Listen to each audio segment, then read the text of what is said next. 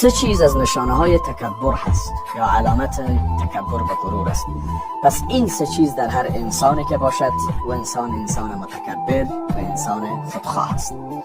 اول، تسلیم نشدن به حق.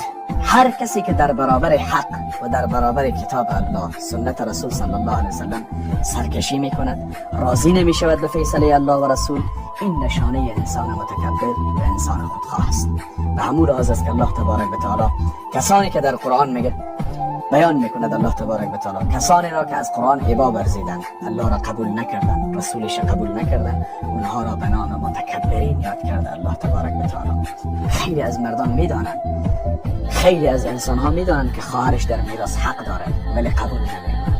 خیلی از افراد میدانند که مهر حق زنش است اما حاضر نمیشه او را بپردازه.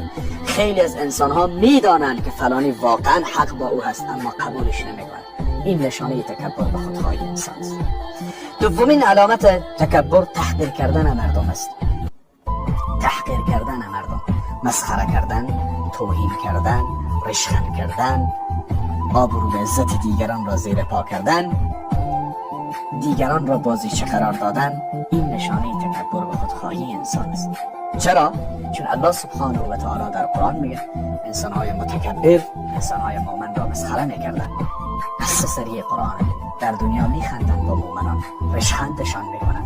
عین قضیه در روز قیامت مؤمنان به حال اونها میخندن. بنابراین این دومین نشانه تکبر و غرور است. و سومین نشانه تکبر خود از دیگران برتر و بهتر دانستن. کسانی که خود از دیگران بهتر میدانند، برتر میدانند. الله میگه من قومی از قومش بهتر است، نسبی از نسبش بهتر است.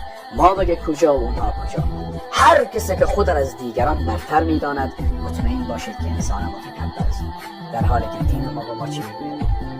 ما نباید خود از دیگران برتر بدانیم. ما پیرو پیغمبری هستیم که صلی الله علیه وسلم او حتی خود از صحابهش بالاتر حساب نمیکرد. در مجلس با اونها مساویانه مینشست، با اونها غذا میخورد، با اونها سفر میکرد، با اونها صحبت میکرد، با اونها راز دل میکرد، با اونها کار میکرد، کمک و همکاری میکرد و میگفت همیشه که من دوست ندارم خود از شما برتر بدونم.